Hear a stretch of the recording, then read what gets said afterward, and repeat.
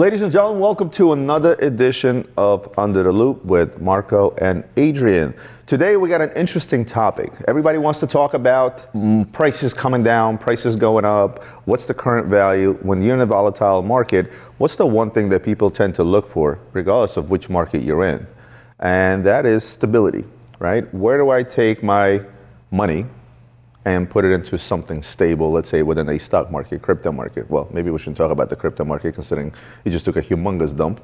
But with that said, throughout the 20 years I've been in the business, I've always seen things that I like to call stable pieces, where usually there's a set price. I don't even want to call it a bottom out price. I want to call it a set price, right? And recession proof. Recession proof, thank you. That's exactly what I was looking for. And those things usually come in via what? They usually come in via watches that are not at the most popular end, that are not at the least popular end, but steady brands that have been around for some hundreds of years that have proven themselves and stabilized in the market.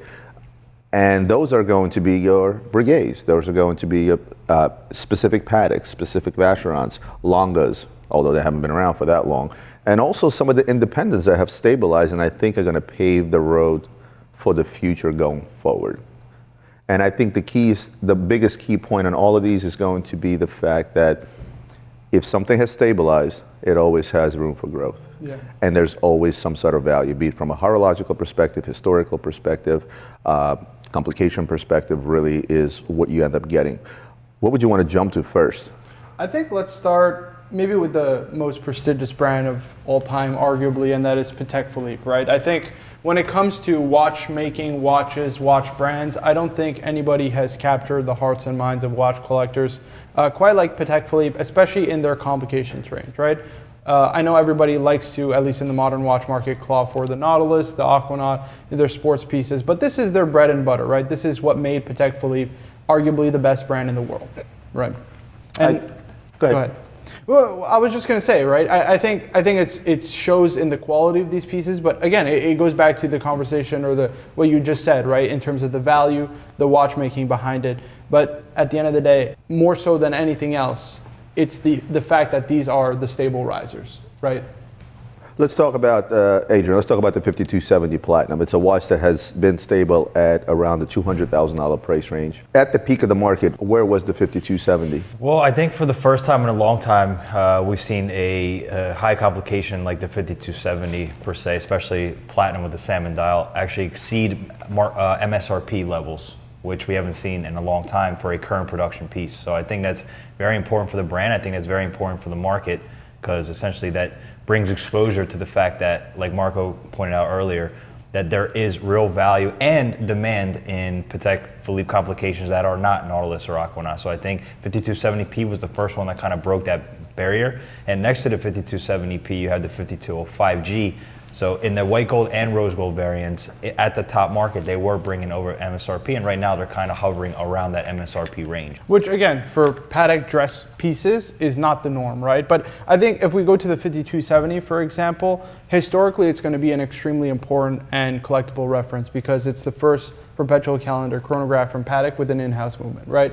And whatever you think of in-house movements, are they the kind of new standard? I think so, right? That's what watch collectors want, and it's clear that's what the industry is headed for. I think just for that reason alone, but also, it's a platinum case. It has the kind of 5970 design DNA, which is, at this point, right? 3970. Well, again, the 5270P for me is, in my personal opinion, my favorite family of references, dating back to the 1518, 2499, 3970, 5970, and 5270. So perpetual counter chronograph from Patek Philippe for me is the ultimate grail. Yeah, I think it is without a doubt the quintessential Patek Philippe watch, right? But that's not to say that their other watches, their perpetual calendars and their annual calendars, like a 5205G, isn't made to the same quality, right? You look at the sculpted case, you look at the dial itself, the movement finishing, again, the complication. The annual calendar was actually made in a race watch first by Patek Philippe. So again, when it comes to Patek, you're getting the highest level of quality. And in these kind of models specifically, you're getting the best value you can get from the brand. I'm going to step it down a little bit, and I'm going to take it down to some of the older perpetuals that are sitting up here, as well as a dual time, right?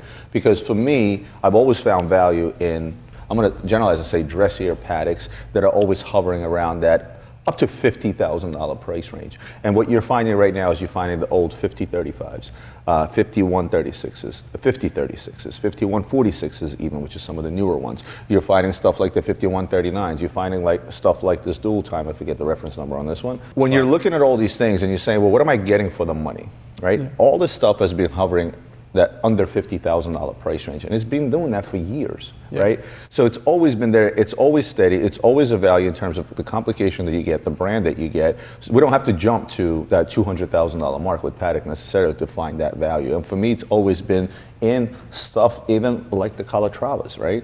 The plainer Calatrava, some of the newer ones, some of the older ones are hovering around that $10,000 to $15,000 price range that always have been there. Right. The value is there, the name is there, the look is there for those that want to go a little bit less, a little plainer, if you will.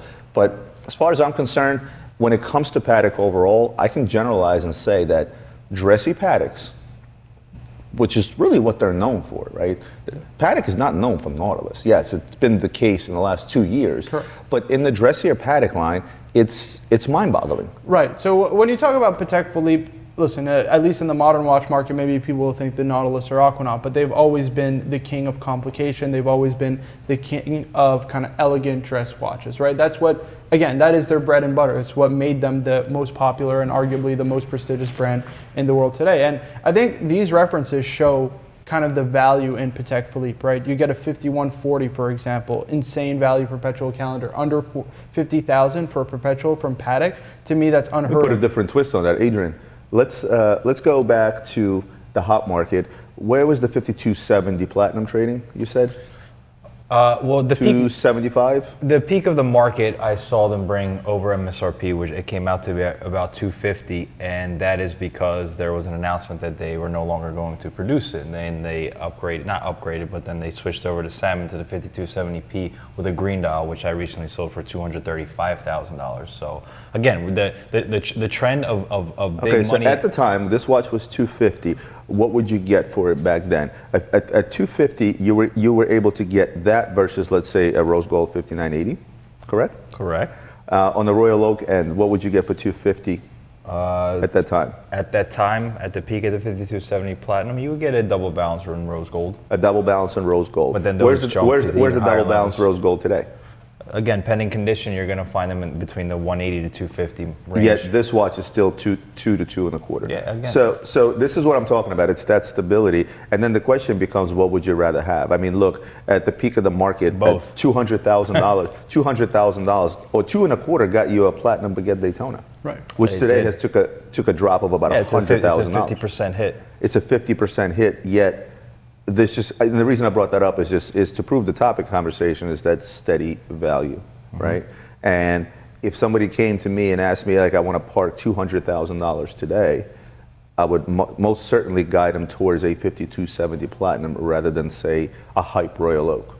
And what I actually do like about a lot of these traditional Pateks or any of the other traditional watches that we're going to bring out here is you saw a lot of hype within celebrities as well as athletes, with the likes of the Nautilus, the likes of the Aquanaut, the likes of the Royal Oak. But if you really see the true collectors who started that hype, the Carmelo Anthonys of the world, the Kevin Harts of the world, you're gonna see them in their Instagram posts or in any other publication wearing this. Right. They're starting to understand the value and the art that goes behind a traditional Patek Philippe complication, whereas it was never brought to the forefront before. It was bling, it was sport, and now you're seeing him wear it. I mean, I've even seen celebrities, forget just the athletes, right? Like Travis Scott, I've seen wear a 5131 enamel world time. Yeah, I saw that, yeah. Right, so we're talking about music artists, the biggest celebrities in the world, realizing not just the value, but the artistic quality of the really what Patek is known for, right? Their dress watches, that's what they're known for. I'm gonna jump ship on you guys. Oh well, but just to add on to what you guys just said, I think we're gonna see a lot of changes in the world today in terms of trend, and I think it comes with experience and collectability, right? Let's talk about hip hop, right? Genre of music that's near and dear to my heart. That's all I listen to, and I've seen it go from a Jacob and 𝗂𝗍 time zone to then eventually escalate to iced up aftermarket iced out Rolexes, aftermarket iced out Pateks, a lot of aftermarket stuff. Then we went the original route when Jacob stepped up his game to some amazing pieces, like say the Billionaire, for example, or some of his 𝗿𝗏𝗍𝗏𝗍𝗏𝗧, right? That game has been stepped up. Right, so in the world of hip hop, then we see it go to Richard Mille. It was in every song, et cetera, right? First, oddly enough, it was regular Richard Milles being iced out aftermarket. Then it was the original stuff. Then it was the TPT stuff. Then it was the crystal stuff. There is a trend now where before, if you're wearing something that's sporty with bling, to the average person that's unaware of watch collectability or the watch market or watches in general, they'll say, "Hey, yeah, that looks expensive, right? It's flashy." But the real flex now is what we call the subtle flex, which a lot of these celebrities and endorsers are bringing to the forefront. I think by with that happening, it's going to open up the doors to a lot of the other stuff that we have here, which is why I wanted to go to Breguet, right, as Marco likes to pronounce it. Arguably the most. I just want to go back to one thing. One thing I've been saying. I've actually told Roman this expression before. I said the ultimate flex is to wear a complicated dress watch with a hoodie. Throw all the rules out the door. Which, by the way, is a thing now. Yeah, it is. So let's talk about.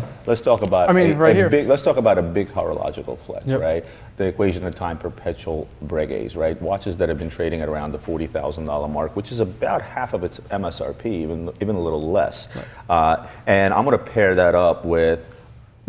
Go backwards a little bit to, let's say, this older perpetual, right? Now.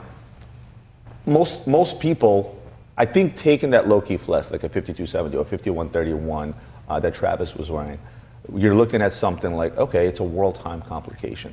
I don't think Travis bought that watch saying, I've just got myself a Patek. Travis took the time to figure out what a world time complication is. That's not one that's mostly underappreciated, by the way. Exactly. It's probably the most underappreciated enamel. Also, obviously, the enamel dial. I'm sure somebody there, I hope someone there took the time to explain to him for him to appreciate it enough to actually wear it versus, let's say, an RM or some blinged out watch, right? Yeah. So that's going to open the door and start for people to start actually figuring out that an equation of time perpetual calendar is a hell of a complication. Most people don't know that the equation of time is the difference between solar time and mean time, right? And most won't find the usability in that, but you're not supposed to find usability in that. You're supposed to be impressed by the watchmaking, right? The complication of first and foremost the perpetual calendar and then the equation of time. And once that door is open, and I'm not stereotyping the world of hip hop or the world of sports here. What I'm stereotyping here, or what I'm pointing out, is the new age collector, right? Guys that got into this 10 years ago, 20 years ago. I'm not talking about guys that are, 50 years old or plus. I'm talking about guys, oh, maybe I am, but I'm literally talking about people that got into all this stuff during the hype. And once the hype has done, now that the hype has done down, these guys are going to go down the rabbit hole. Like this perpetual calendar, Marco. I mean, this is an insane. Right. Something like this probably would have been made, I would say, in the Daniel Roth era of Breguet, right? Which is kind of the 80s, roughly speaking, under the Chaumet direction. Again, when you're talking about watches or history of watchmaking, watches in general, you cannot not mention Breguet, the greatest watchmaker of all time. The godfather of watchmaking, that's why. Absolutely, right? He is, without a doubt, the best of the best. And listen, the modern Breguet brand, to me, it's a real shame because their watches are, still some of the best in the world and yet so underappreciated, but the quality still is there. And it speaks for itself once you actually hold these pieces in person and get to see the level of detail and execution that they go to. Well, that's why I'm wrapping this one, because I know you're about to go to the finishes. To finish all their watches, right? I mean, for example, you take something like this, right, which is a fully freehand engraved watch, or movement rather. When you talk about quality, right, we're talking about the highest level of artistry. Somebody can't just pick up, a tool and start hand engraving this, right? Because if you mess up, you basically have to start from scratch again, right? What about the dials? I mean, again, 𝗕𝗄𝗄𝗏, 200+ year old technique. Breguet is the one who actually popularized it, the first one, I'm pretty sure, to feature it in a watch or a pocket watch at the time, right? Again, you get the Breguet palm hands, all the signature hallmarks of Breguet watches, the cold rolled mid case, you get the soldered on lugs. The quality speaks for itself, and yet it's so underappreciated, and I think that's what makes, without a doubt, Breguet one of the best watch brands. Shout out to Watch Stand. for value, right? If we're talking value, it does not get better than this. Again, I mean, you even compare to, for example, something like this, right? We just talked about 5140G as a good value, right? What about a Breguet perpetual calendar? Equation of time. Right, even more so. Right, even more so. I mean, it's just incomparable in my opinion. Well, you mentioned Daniel Roth because I know Daniel Roth did some work for Breguet. Yeah. I guess in the 80s, late 80s, early 90s. I'd say it's early 80s actually. Early 80s. Yeah, Okay, early so 80s. if we're talking about Actually, before you get to that watch, it's funny you I think took the thought out of my head. Roman's about to pull out a Roger Dubuis here, or is that a Daniel Roth? Daniel Roth. Daniel Okay. Roth. I was gonna say that Breguet. Would you say that Breguet kind of took a page out of Roger Dubuis' book, where they went from the Roger Dubuis old days with the sympathies and all that type of stuff, and then they started making the Excalibur, big, sporty, bulky watches? Well, that And it happened. That actually happened early. That happened, the introduction of the Breguet Marine chronograph back in the early to mid 2000s. They took a page out of that book back then. And oddly enough, those watches still sell and they're still pretty popular. We were at Watch Time, was a couple of weeks ago, and we saw some of the new Marine. The new Marine Tourbillon is absolutely amazing. But the thing that Oramundi. the Oramundi is. It's a niche design. It's not. It's cool though. I find that watch. I tend to super cool. agree, but the problem is Breguet is not known for their world time. That's really a Patek-centric complication. And if we're going to continue down the path of opening people's eyes to other things, right? We just went from obviously the King of Kings, Patek Philippe. We went to Breguet, the godfather of all watchmaking. But then it also opens up the doors to collectability of pieces like this, like your Daniel Roths, which are no longer produced, right? Daniel Roth was bought over by Bulgari, and they're still continuing producing Bulgari watches in the likes of Daniel Roth. But if you look at some of these older ones, and you want to talk about value, I mean, most Daniel Roths out there are going to be $20,000 and under, right? Right. And this is from an iconic, theoretically independent watchmaker that did work for Breguet and then went on to do it himself. So couple of points to hit on, right? First and foremost, you mentioned it was actually bought by Bulgari. Bulgari was later bought by LVMH, if I'm not mistaken. So they actually own the rights to Daniel Roth, and apparently the relaunch of Daniel Roth is imminent. So they're looking to restart the brand. Right now, Daniel Roth, because he sold the rights to the Daniel Roth brand to Bulgari, actually makes watches under the name Jean-Daniel Nicolas, which is a kind of combination of his name, his son's name, and his wife's name. They were kind of in a small workshop making watches still. But again, you talk about value, right? One of the godfathers of modern independent watchmaking, right? When we talk about modern independence, people think F.P. Journe, all this stuff. We talk about Daniel Roth. He did this 10, 20 years prior to F.P. Journe. So did George Daniels, right? These guys are forgotten in the history books or forgotten in the minds of people because, I guess they're not the popular ones today. But you look at something like this. We just talked about world times. This right here, Daniel Roth Metropolitan, has a world time complication, and you're going to get it under $20,000, right? That's better value than Patek Philippe. That's better value than Breguet. And again, Daniel Roth is one of the most important watchmakers of the 20th century. I mean, let's talk value, right? You mentioned value, and I'm going to go from one of the arguably very important independent watchmakers, the ones that started it all. I'm going to jump to the longest brand that's ever been produced. And if you want to talk about value, let's talk about Vacheron. Yeah. Yeah, here we have the Malta Tourbillon in Vacheron in platinum. What are we selling this for? I forget already. It's around the $65,000 I watched it range. originally retail, I believe, just under $200,000. Yeah. Today, trading at 1/3 of its price, and it has been. We had a skeleton here a while ago. I wish I had that here. That was probably one of my favorite watches. But here you are. You have basically the oldest running back brand in the book, right? Part of the Holy Trinity. You have Vacheron Constantin, and in platinum, Tourbillon. And here it is trading at $60,000. I'm going to go to Adrian, and I'm going to say, Adrian, today's market, with the correction on the hype stuff, in today's market, what does 60 grand get you in comparison? Let's pick a Rolex.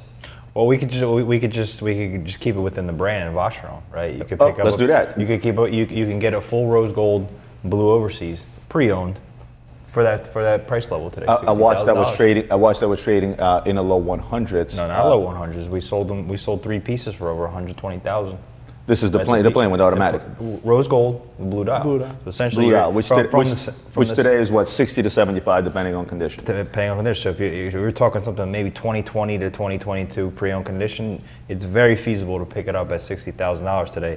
Which is crazy because that's list price, by the way. 60 is list. Well, rose gold. since we're keeping it within the brand, and you have a watch. What was the MSRP on this originally? Probably 100, 120. I was gonna say about $170,000. Wow. There you go. So you have a 3x multiple on the retail price within the same brand. Yet this watch has traded anywhere from $50,000 to $75,000 in a pre-owned market for a long time, and it's going to continue doing so. But I think we're going to see what I like to call a boost in the market. Markets shift, right? Trends shift, market shifts, and there's a lot of factors that attest to that. Specific ambassadors, celebrities, people that are out in the limelight today. Social media people, right? Influencers, right? They tend to influence all those things. But what happens is one leads to another. All the era of hype that we had over the last few years has led people to dressier watches, more complicated watches, big names, historical names. Yeah. And what that does is it ends up pushing up the market. Because again, the question of this video is everybody wants to know what's going to happen. And mind you guys, whenever we talk about this, I always say, this is our opinion. Take it with a grain of salt, right? I would have just guessed the Powerball numbers if I really had it. Yeah, exactly. Exactly. Scrap this whole watch thing, right? But we're talking about going pieces. What's going to happen to pieces such as this that bring a horological value, that bring a design value?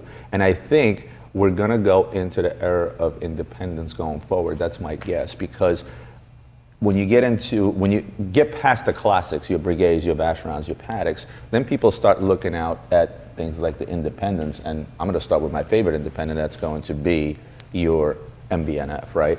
Arguably, the LM line from MB&F is the most popular line. So if we're talking about LM versus HM, LM is going to win out every single time. And the LM1, to me, is probably the most iconic MB&F out there.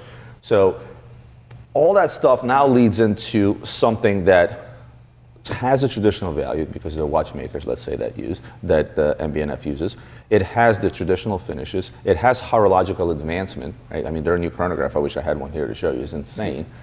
But it also has a more modernized look. So I think the two will work. You're forgetting the most key component of a brand such as MB&F, supply. Supply. Yeah. Right. And the supply is extremely short. LM1s, you cannot find an LM1. They're no longer made. All these things are limited edition. So I feel like, and I'm slowly, taking the gateway from the King to the Godfather to some of the great independents to some of the great long-living brands such as Vacheron. And I've switched gears into independence because I think it's going to be these guys that are going to set the tone over the next couple of years of what the watch market is going to look like. I completely agree, right? When we talk about taking watches to the next level, right? You see brands like Patek, Rolex, AP do kind of the same thing. I don't want to say the same thing over and over again, but they're about small incremental changes, right? They're not going to reinvent the wheel because they don't have to, right? There's what doesn't need fixing or isn't broken, don't fix, right? That kind of thing. But at the forefront, just raise the MSRP. Right, at the forefront, exactly. At the forefront of innovation, though, is modern independent watchmaking, right? You look at a brand like MB&F, and you just said kind of modern looking. Actually, I would tend to disagree. I think it's very futuristic looking. Futuristic. Right? You're actually projecting 20, 50 years from now what watches will look like, and I still think to this day, 20, 50 years from now, watches won't look like this. Why? Because Max Büsser is a creative genius, right? Once he is gone, I don't know if we'll have another. That's the issue, Would you say it's a fair comparison in terms of a watch designer that Max Büsser is the modern day Gerald Genta? I have absolutely no doubt he is the modern Gerald Genta. Considering his work with JLC, considering and how he helped redesign the Reverso, helped with the dual face Reverso, which is probably the most popular watch at JLC, one of the most popular watches on the market. Not to mention his work with Harry Winston, now his work with MB&F, and just the way that he approached his brand, right, which was to promote the watchmakers first and foremost. That has become such a crucial point, and it's why independent watch brands have blown up, right? Because in a big name retailer like Patek or AP, the watchmakers are lost, right? If I told you Philippe Dufour used to work at AP making their grand complications, most people would never even know that, right? And that to me is a real shame. Rex Heprexepi used to work at Patek when he was 13 years old. Most people don't know that, right? And to me, that is the real shame because they're the artists creating these watches that we love today, right? And again, when we're talking about quality, these guys are at the forefront of innovation. You look at just MB&F, the futuristic design, but also the complication. You get a dual time, very old style pocket watch movement. You look at this and you look at a pocket watch from the 1800s. Max is very deliberate in his design, especially of the early MB&F movements, where he essentially did pocket watch style designs, but with futuristic kind of look to it. And that amalgamation, I'll use that word again, Adrian, I love that word. Amalgamation of kind of old style, high quality watchmaking with modern or futuristic design, to me is really at the forefront of MB&F. It's at the heart of the brand. And based on what Marco just said, note that not only does he announce the watchmakers he works for, but he puts their names in the back of the watch. I don't know if you guys can see that. And not just the guy that made the movement, but the guy that actually made the dial, which is pretty amazing. Actually, it's taking a page out of Mercedes' book. On the AMG engines, you have the man who engineered the engine right on the AMG. So that I really like that. That's really cool. So with what Marco just said, what that does, I believe what that does is the following, is it puts watchmaking, watch design, it's down to its latest detail, like a dial, for example, or a case or whatever it may be. It puts it to the front.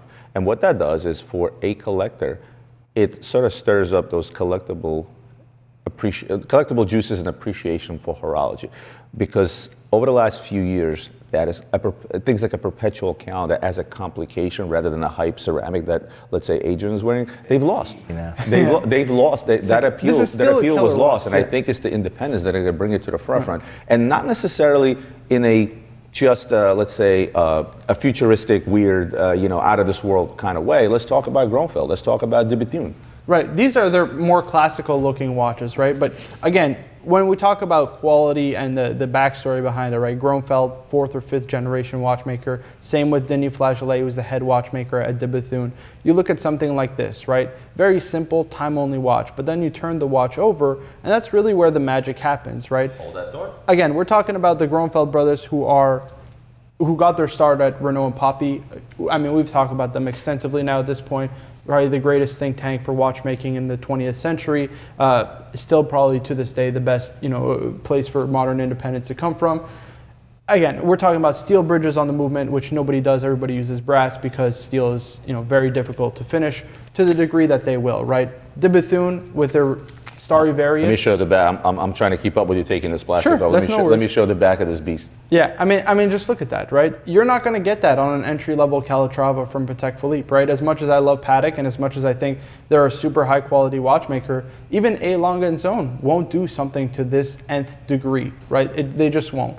𝗕𝗫𝗠, right? Denis Flageolet, absolutely incredible independent watchmaker. Super distinct designs in this. This is more their classical dress watch, something a little bit more mass appealing, right? But what's amazing is the fact that you can get these watches and special order them, customize them, right? The dials having kind of your birth, your sky star, chart. yeah, the sky chart of a specific date, right? That kind of innovation with respect to the movement, right? We're talking silicone balance wheel with the platinum kind of beads inside of the actual balance wheel for efficiency. We're talking about the shock-proof system that is actually patented by 𝗕𝗫𝗠. The blue titanium of the dial, again, another patented process by 𝗕𝗫𝗠.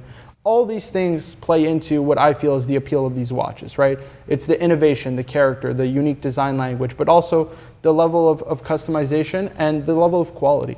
Well, if you want to talk about 𝗕𝗫𝗠 specifically, don't think for a second that they're sticking with just more or less a classic approach or a classic redesign of a classic case, et cetera. They can get buck wild on you as well, just like MB&F can in the case of this Moon Machine 2, right? So the Moon Machine 2 is part of the HM line, horological machines. This is when things get a little crazier, but MB&F manages to do things outside of the box, such as the watch here that actually lights up. Now, you can see you can't really see it. You can't really see it on camera, but this watch does light up and there's no battery in there, just FYI. So here's more of a classic take, and here's a take that's a bit more avant-garde in the likes of, let's say, that of MB&F. Again, independent watchmakers think outside the box. Right. But to finish things off, and again, there are plenty of others we can talk about. We can talk about Moser, for example, which most people say, oh, there's just kind of like plain Jane, and there's really not much to them, and one watch looks like the Apple Watch, and blah, blah, blah, blah, blah.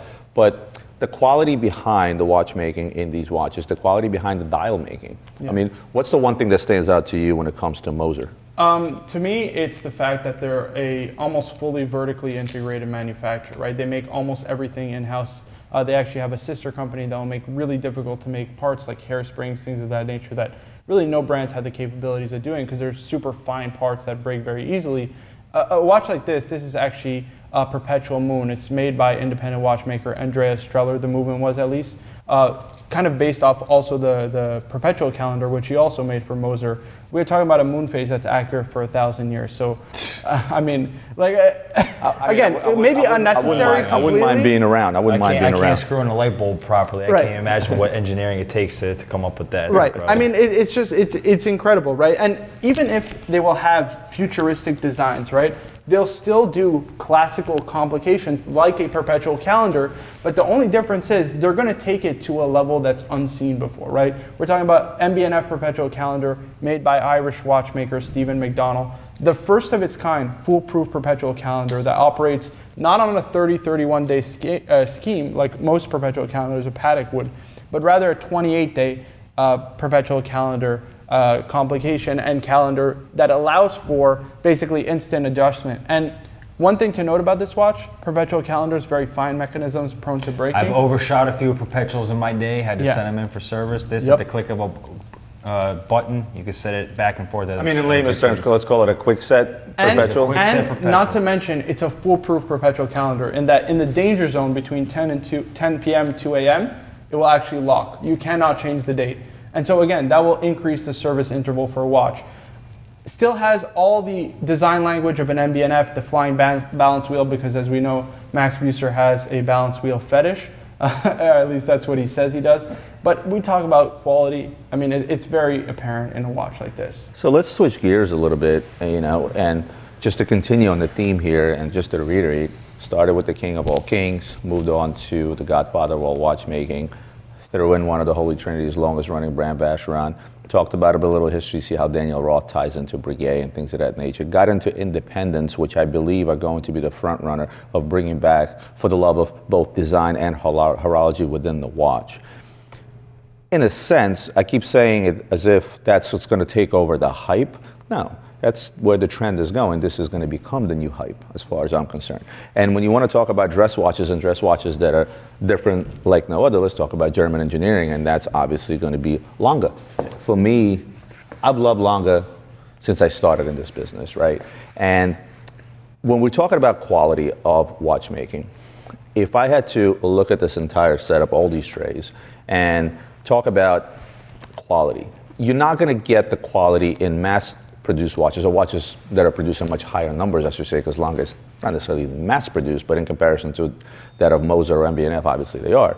But if you want to talk about quality of watchmaking, I got to go with the Germans here, because I think that the current quality of watchmaking behind Lange is superior to that of Patek. I mean, it's tough for me to disagree, right? It really is, because listen, Patek might have the brand equity, they might have the big name, the big brand prestige, but I think the quality and again, we're talking about the innovation of ·Lange & Sohne. They're not unwilling to push the boundaries of what can be done. Even just starting with something very basic like this one right here, if you don't mind. That's not very basic. Well, it's basic in the sense that it's just a manual wind chronograph, right? But it has the datograph base movement. Now, if we talk about the datograph, that was actually released originally in 1999. It was the first in-house manual wind chronograph that we'd seen in the watch market in 40 years. At the time, actually, Patek released the 5070 in 1998. If that was Lemania. Right, that used a Lemania base movement. They basically completely embarrassed the Swiss watch industry, right? And that's without even getting into the Pour le Mérite tourbillon, which launched the brand in 1994, and not to mention also something like probably the best digital display watch on the market, like a Zeitwerk, which uses a spring remotoir to control the change of the numerals, right? I mean, spring remotoirs you only see basically in FP Journe will use one in their tourbillon souverain, also the chronomètre optimum. Gronfeld has a remotoir. But they're using it in a way that is completely hidden, right? Whereas these guys will use it basically for chronometry purposes to make the watch more accurate. But they're doing it literally to power the watch, to function the watch. To even conceptualize that, to me, is just mind-blowing. Is that why it's such a thick case on the Correct. Zeitwerk? Well, it's also a thick case because you need space for the numeral changes also it requires a lot of power, right? So you need actually a lot of power to change the numerals. And that's what the remotoir does, right? So for those, actually I should break it down, right? What is a remotoir? The whole purpose of a remotoir is basically it's a constant force device, right? So it supplies an equal level of power over the course of a watch's power reserve, right? So there's not huge imbalances of power. Now in this case, in the case of the Zeitwerk, they use the remotoir to control the power of the numeral change so that it won't exert too much power and essentially break the movement whenever there's a change in numerals, right? Because again, you have to consider not just the minute change, but also the tens of minutes and the hour change, right? All those will require a huge amount of power. And one of the things I love aesthetically, like if you tell me pick a brand or pick a watch where you can stare at the back of the watch for hours, for me it's going to be a toss-up between the hand-finished Breguets and the tremendous machines of Lange. And I'm going to take this plastic off eventually. Yeah, I mean, I can't agree more, right? We're talking about German silver bridges, German silver base movements. We're also talking about blued screws, which just accentuate kind of the look of it, in my opinion. You also have, for example, maybe not so much in a model present like this, but in some of their other models, gold chatons to hold in the jewels of their watches, right? Which you really don't see in many watch brands today. Why? Because it's really unnecessary, right? It's just a throwback to the history of watchmaking. That's what they used to use for pocket watches. And so Lange wants to pay tribute to that history. And again, completely unnecessary, but taking it to the nth degree because they're Lange and they let's talk about manufacturers specifically. Everything you just talked about and highlighted in regards to the actual guts, the watchmaking, right? The very meat and potatoes of why I feel most people should love a watch, any watch for that matter, right? Do you feel that the manufacturers themselves, outside of the independents really, are not giving enough highlight to literally the sentence that you just mentioned, right? Having, about the remontoire, about what that does, about what's the whole thing about Zeitwerk in general, what it took to create it. I feel like what they do is when they came out with the Zeitwerk, obviously they talked about it. Obviously they explained the technology behind it, but then that kind of just dies off. Yeah. And then they get themselves busy to keep up with the style. I feel like for regular manufacturers, not independent manufacturers, right, let's say, or some of the older manufacturers, it's really about trying to keep up with the trends and the design while really not spotlighting the absolute amazing watchmaking that's behind it, right? Lange goes out and they create they create the Odysseus, right? Well, we don't have the steel one here, but they come out, we have the white gold version. They come out and get the Odysseus. And the Odysseus, in my opinion, it was their gateway into the sportier market. It was their gateway into more of a hype market, more popular market. But yet, the Odysseus in itself is also an extremely complicated watch, but the spotlight was not on the fact that this is a complicated movement and what it does. The spotlight was on the fact that, hey, we made a stainless steel watch on bracelets, right? And then you have guys like, you have guys coming out with wannabe Royal Oaks, guys coming out with wannabe Nautiluses. We took a look at Bremont's Royal Oak / Nautilus while we're at watch time, and it's like a joke, right? And I think that we're going into an era where all of these brands are going to start winning, but in order for them to win, I think the manufacturers themselves needs to take a page out of Max's book, where he highlights the design, where not just the design and the hype, but he also highlights the watchmaking behind it and the people behind them. So I will totally agree with that philosophy. The only issue is I don't think some brands need it, right? Like, for example, you look at a watch like Adrian's watch that he has on wrist, a white ceramic perpetual. A watch like that sells itself. You know what I mean? AP doesn't need to explain what is a perpetual calendar mechanism, right? Again, we go back to the Cabinet 5 millenary that we have, right? We're talking about a perpetual calendar chronograph in platinum with a Robin escapement. That's the first Robin escapement of its kind in 300 years, and the first ever escapement that's completely lubricantless, right? That's never been done before in the watch industry. And if if AP would have said that to a client, they would have fell asleep halfway through the sentence. That's exactly what I was thinking. The attention span of a customer, or anybody for that matter, especially today when everything is instant gratification, is very, very, very short, right? The communication with this watch from store to end client, there is no time. Yeah. It's immediately sold. Correct. So the idea is, how do these brands convey this message, everything that we just spoke about, in an instant? Well, it's very difficult to. You can't, because it's a complicated mechanism that needs to be explained in an instant, and that's just and not where do you possible. explain to mention that I think if I took Marco, if me and Marco and you went inside 10 ADs today, right, and even some of the bigger names, right, and we would blow 99% of the salespeople out of the water, because I feel like the level of salesmanship has also diminished with this whole hype situation where stuff is just flying off the shelves. These guys or girls that are working behind those counters no way in hell are they explaining to me the significance of the data graph, or no way in hell are they, going to talk about the remontoire inside the _. It's just not happening. Yeah, but the idea is to take all that information and just compress it into an instant. Like, how do you get the consumer to have this level of sophistication and information all at once? That's what the brands need to time. So then that brings me to my concluding question on everything that we spoke about today. If we want to look into the future, I'm going to make a prediction. And we've made predictions before, and most of them have been true. If you remember, Adrian, especially you, when it came to pricing. You said Phillies were going to win the World Series. I know it's still a sore topic, and you know what the problem is that I only went to one game.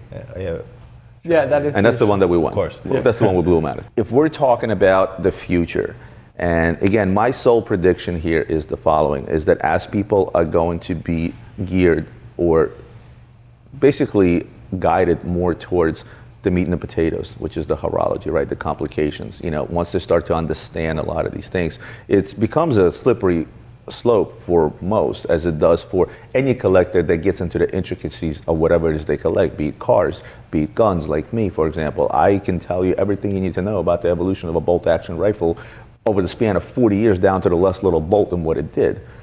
That's what I think watchmaking is headed towards. Where in the lead is going to be your independents that are going to lead the way in that. And then what's going to end up happening is you're going to have the classics like Vacherons, like your older Pateks, like your not so hype Pateks, like your 𝗕𝗏𝗠s, and the outlier like 𝗕Lange Sohne that are going to eventually catch up. And that's where I see the market lifting. Does that mean we're going to do away with the hype? No, the hype never goes away. In my opinion, the hype is the trend of the market, and that's where I think we're heading in this market. All the while, the older hype will stay steady, if that makes sense. Because think about the hype 6 months ago, Royal Oak, Nautilus, Aquanaut, right?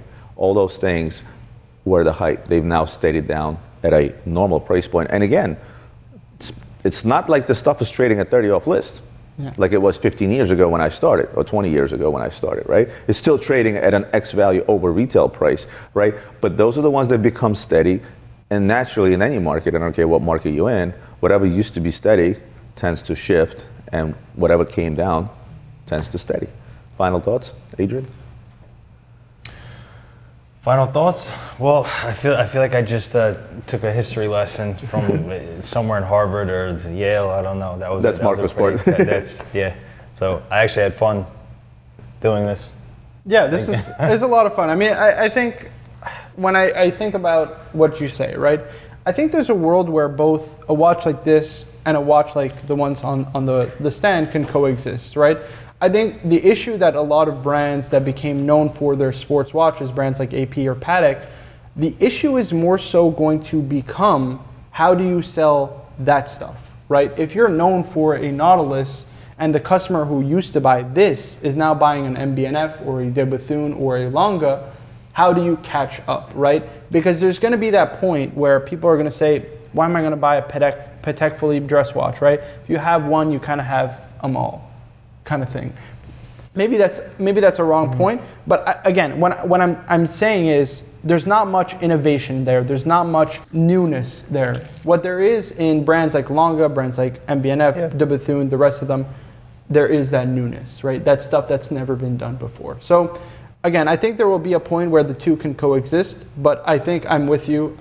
Independents are going to be at the forefront of that push towards appreciating watchmaking more than it was 2 years ago, where a Nautilus was trading for X price. Okay, I'm going to go out on a limb and I'm going to ask this. Do you think we'll get to a point in the near future where we may see a collab between an independent such as MB&F and an old house like Vacheron or Patek? It doesn't make sense. We do know that Swiss have they're very particular in the way they do things. Oh, that's true. So I don't think that will ever happen, right? Again, would you like to see that happen? No, because I wouldn't want, because a historic house should not meddle in kind of a new house. I want them to pave their own history. Does that make sense? Like Patek has 200 years of history, right? And they're banking on that for the future. But I want MB&F to create their own legacy. So I wouldn't want to see them do that. Hence legacy machine. Right. I want them to, or even you go to 𝗕Lange or you go to 𝗕𝗏𝗠, right? I want them to make their own and pave their own way in the watch industry. Yeah. Well, but like essentially, what if you could take the best components from each house and then combine them into one? That's what I'm saying. Maybe MB&F is lacking something that De Bethune is not lacking. The problem, I think, if you want to look at it from... Well, independents will collaborate. Like MB&F has collaborated with Moser, for example. We've seen those collaborations before, right? But if we're talking big houses, no. I'd much rather see independents collaborate. I think the other issue you run into here is these big houses, they tend to be cocky, let's face it, right? I think the only thing I can see happening is potentially the big houses poaching talent, whether it's via Lange bought a Richemont, whether it's Richemont coming out to AP buying Renault and Poppy. Exactly, it's things of that nature. I think that's the only way that happens. But the problem with that is the minute AP bought Renault and Poppy, well, you haven't heard about 𝗏𝗏 in forever, right? And this is what happens: is these big houses, they will never do an MB&F X Patek, but they certainly can entertain the idea of buying either one of the watchmakers or one of the dial makers or something like design that. Design makers, then take those dials, takes those designs and takes those new innovative movements and incorporating that into their lineups without giving credit where credit is due. Yeah, I mean, that's how it used to be, right? Piaget took an F. Pigeon minute repeater movement and called it a Piaget minute repeater, right? We Sonnery. Right, exactly. And we sold one of those. Exactly, yep. So we've seen that before, they've done it before, and again, it wouldn't shock me if they did it again in the future. So in conclusion, I will say this. It all boils down to the same thing. The point of this video is to show value outside of the box, right? Outside of the hype, if you will. Although some of these pieces in here are also fairly hype if you look at MB&F, some of the Langes, et cetera, et cetera. But the idea is to look outside of the box. The idea is that there are plenty of places you can look for real value. But in any market, as I said earlier, it doesn't matter what the market is, be it a watch market, be it a stock market, whatever it is. There's always that movement. When something bottoms out, something shifts back up. And in my opinion, the stuff that we have sitting on this table is the stuff that you're going to see in the future sort of shifting its way up. Yeah. Guys, thank you so much for tuning in for another edition of Under the Loop. Adrian, Marco, thank you always. We'll see you guys on the next one.